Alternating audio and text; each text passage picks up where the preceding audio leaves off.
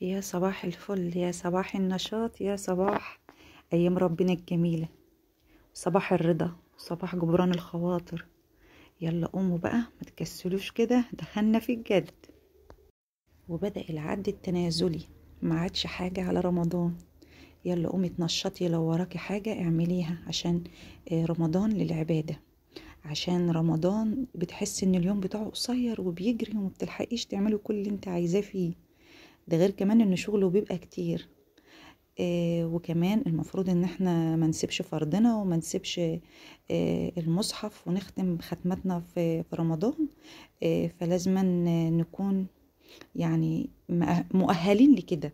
يعني نكون مخلصين برضو حاجات في بيتنا، مش رمضان بقى عشان دخل علينا عيد نعمل بقى تنظيفات ومش عارف ايه ونسيب العبادة ونسيب اللي ورانا. فانتي بقى امسكي العصاية من النص. عندك بقى سجادة وسخة، وديها دراي كلين، او عايزة تغسليها انتي اغسليها انتي. لو ربنا يعطيك الصحة وقادرة تغسليها اغسليها، مش قادرة يبقى ما تجيش على نفسك وما تجيش على صحتك.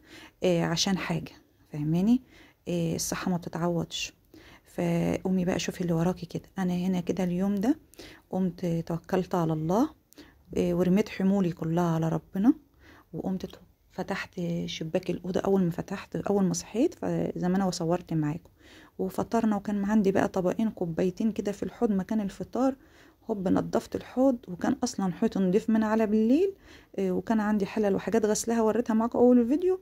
لميتها بقى كده وبدأت شطبت المطبخ، ودخلت على طول على الغدا. يعني ما خرجتش، لا، ولعت على مطبخي الأول على الغدا مرة واحدة، عشان أطلع من المطبخ مرة واحدة على بره. فاهميني؟ زي ما انتوا شايفين. اليوم ده كنت صاحية. مش عارفة، كان نفسي اكل بطاطس بصلصة ورز بالشعرية. ما تقوليش بقى صينية بطاطس، لا. عارفين الاكل بتاع زمان بتاع امهاتنا كده زمان، اللي هما كانوا يعملوا البطاطس بالصلصة في الحلة ويحطوا فيها اللحمة ويعملوا شوية رز بالشعرية وشوية شوربة وخلاص. ولا تقولي لي صواني، ولا تقولي لي فرن، ولا تقولي لي حاجه من دي خالص. انا بقى صاحيه من النوم هافف عليا اكل الاكله دي بطريقه فظيعه. نفسي اشم ريحه زمان كده، مش عارفه في ايه. حاسه ان الايام ما عادش فيها بركه، مش حلوه زي زمان. الواحد بيحن الايام زمان قوي، مش عارفه اليومين دول في ايه. فقلت بقى ما بديهاش نعمل الاكله دي وخلاص، يعني مفيش مشكله. عايزه اقول لكم ان انا ما اكلتش بطاطس بصلصه بقالي سنين السنين، ممكن اكتر من 10 11 12 سنه. كله صواني صواني. فقلت لا والله لا قايمه عاملاها. المهم بقى يا بنات، عايزه اتكلم معاكم شويه. عايزه اقول لك، لو عندك بقى حاجه تقومي تعمليها، توكلي على الله كده وقومي اعمليها. انا اليومين دول ماسكه الحاجه اللي اقدر عليها بعملها. يعني المطبخ. كنتوا طبعا عارفين ان انا كنت حاطه ورق تاني اللي هو الورق الفوم الابيض، وزمانه كان ومش زمانه، هو اكيد كان بيبان في التصوير معانا. المهم هنا البطاطس انا بعملها بالثومه، في ناس بتعملها بالبصل، مش عارفه، بس انا بحب اعملها بالثومه. وجبت بقى، جيت اشتلت كل الورق اللي على الحيطه، والمطبخ كله اتغسل واتنضف، والتربو والحيطان وكل الحاجات دي اخدتها كده في يوم. وبدأت برضو عندي مشاية صغيرة وسخة اغسلها. سجادة متوسخة هتروح تتغسل في المغسلة. ما اقدرش اغسل السجاد الكبير في الوقت الحالي. كنت بغسله زمان، في الوقت الحالي خلاص ما عدتش قادرة. فخلاص مش هاجي على نفسي بقى واتعب واغسله، لا. لا يكلف الله نفسا الا وسعها. قادرة تعملي الحاجة اعمليها، مش قادرة خلاص. في ناس تانية بتسترزق بكده. يعني في ناس بتغسل في بيوتهم، في ستات عاملين المشروع ده في بيوتهم. تقولك عندك سجادة، عندك بطانية، عندك حاجة اغسلها لك، وبتاخد الأجر بتاعها على كده. فده رزقها. هو ده رزقها اللي بتصرف منه على نفسها. فخلاص انا مش قادره، ما اجيش على نفسي، وده رزق الناس، ومن يمك انت شويه للناس ديت، يعني بينك وبين ربنا. فاهماني؟ المهم بقى، قومي بقى تشوفي ايه وراكي عشان تعملي كل يوم حاجه كده. الناس بقى اللي بتفرز الطماطم، يلا الحقي، هي رخيصه الايام دي في السوق جدا. انا جيت هنا يا بنات اعمل رز بشعريه، ما لقيتش الا شويه الشعر الصغيرين دول. يا ادور على شويه شعريه تانيين مش لاقي. قلت خلاص هم حلوين قوي، مانيش موقفه الطبخ على حاجه. والله لو حاطه الاكل كله على النار قبل ما اطلع من المطبخ مره واحده، عشان عندي بره شغل تاني في البيت. تمام كده، تمام. كفت ووفت وقضت، والف حمد والف شكر لك يا رب. اللهم ديمها علينا نعمه يا رب، واحفظها من الزوال. يعني بصي، قعدانك في بيتك بس لوحده نعمه.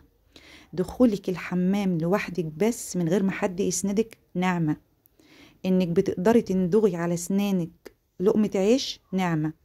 فكل نعم ربنا حلوة، احمدي ربنا عليها في كل وقت. وفي كل اما تيجي تقومي بس تدخلي الحمام احمدي ربنا. كل حاجة ربنا بيديها لنا نعمة. عارفة لو ربنا مبتليكي بشوية تعب ما تزعليش، نعمة من عند ربنا. ربنا فاكرك وفي ميزان حسناتك. اللهم لك ألف حمد ولك ألف شكر على كل نعمك يا رب. حطيت الأكل كله على النار بقى، وبدأت أقفل الشقة اللي أنا كنت مفتحاها من الصبح تتهوى. انا بعد ما خلصت الاكل بدات اقفل هنا البلكونه. بقول لكم انا حاطه شبشب في البلكونه بلبسه وانا خارجه البلكونه، يعني ده للبلكونه. المهم، عايزه اقول لك بقى كنا بنقول قبل الشعريه، بنقول ان احنا نشوف اللي ورانا. تقومي اي حاجه وراكي الحقي اعمليها. تغسلي سجاده النهارده، تفضي رف في الفريزر مثلا تستفيه، تفضي ضلفه مطبخ ترتبيها. فاهميني كده. تغسلي سجادة، تغسلي فرش الانتريه. انا بقى اليومين اللي فاتوا دول ما صورتش معاكم، بس كنت شغالة على كده.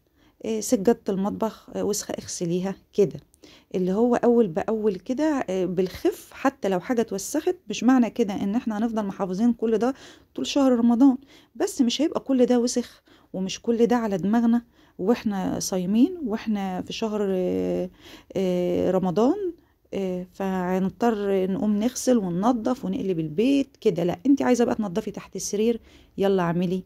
عايزه تطلعي فوق دولاب، يلا ربنا معاكي كده. ابدأي بقى واحده واحده. إيه انا بقى كنت في اليوم ده هطبخ وهفرش بس، لان انا كنت غاسله اليوم اللي قبله. انا هنا بلم معاكم الفرش اهو. كنت بقول لكم ان هو نشف، والمفروض ان انا هلمه زي ما انتوا شفتوا كده، وهبدأ افرش بقى.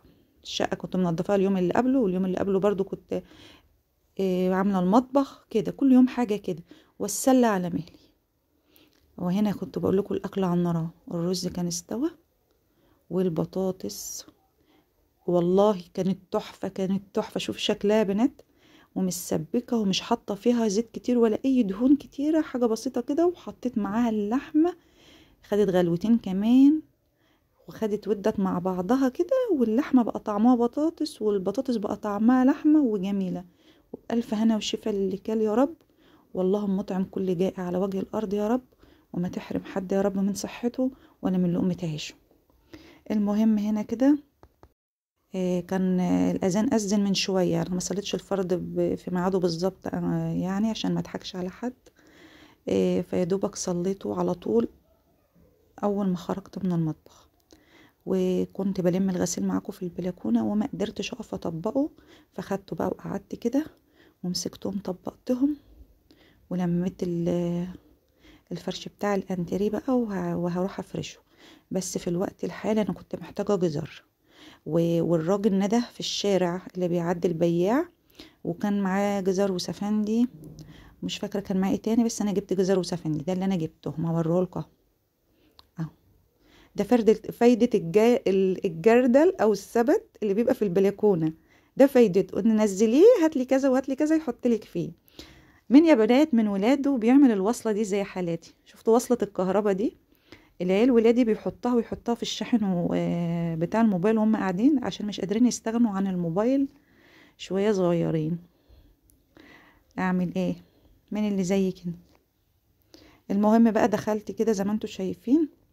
بدأت انضف بقى الحاجة جامد قوي، بحيث لو فيها تراب حاجة واقعة تنزل بقى على السجادة مرة واحدة قبل ما افرش، عشان هطلع بقى المكنسة اشفط كل الدنيا دي.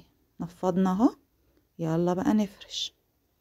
انتي بس تعملي بصبعك كده تلاقيها اتفرشت، هي بتتفرش لوحدها. طبعا ما فيش حاجة بتتفرش لوحدها ولا حاجة، انا بهزر معاكم. انتي بقى اعملي بصبعك زي ما انا قلتلك اهي اتفرشت. شوف التانية اهي كده. المهم يا بنات، طلعت بقى المكنسة هنا كده وبدأت شفطت الشقة كلها، وهفرش بقى غطا السجادة، ويبقى انا كده شقتي بقت 100 فل و14. وهبدأ بقى اقطع شوية الجزر اللي انا جبتهم. كان عندي بسلة وما كانش عليها جزر، فجبتها وفصصتها وسبتها على جنب. وبعدين الجزر بقى جبته، قلت بقى ايه، يلا هو الراجل عدى اهو، وانا كده كده كنت محتاجاه. اما اجيب بقى اللي انا محتاجاه بقى، بدل ما ايه ارجع بقى لسه هنزل اجيب من السوق ولا اروح عند بياع بعيد، لا هو تحت البيت اهو. جبت اللي انا محتاجاه وابدا اقشره بقى. بصوا يا بنات، انا ما عنديش القشره بتاعتي انكسرت تمام. فقمت جايبه هنا، ده مقوار كوسه كبير، ما بقورش اصلا بيه الكوسه، لقيته بيعمل زي القشره بالظبط.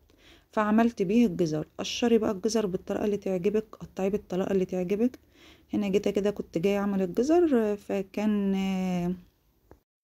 الحاج صاحب البيت جه، ربنا يديله الصحه وما يحرمنا من دخلته علينا يا رب. وكنا هنتغدى. انا وهو اللي اتغدينا مع بعض، بس ولادي اتغدوا مع بعض، كان عندهم دروس، اللي اتغدى قبل واللي اتغدى بعد كده يعني، بس انا وهو اتغدينا مع بعض. فطبعا ركنت الجزر وغرفت واكلت. واللهم ديما علينا نعمة يا رب، واحفظها من الزوال. واعطي كل محتاج يا رب. وقطعت الجزر وزي ما انتوا شايفينه ده، وده كان يومي البسيط. اللهم ديمها علينا نعمة، وديم علينا الصحة، وديم علينا الستر. إلى اللقاء في فيديو جديد إن شاء الله. دمتم بخير دايما.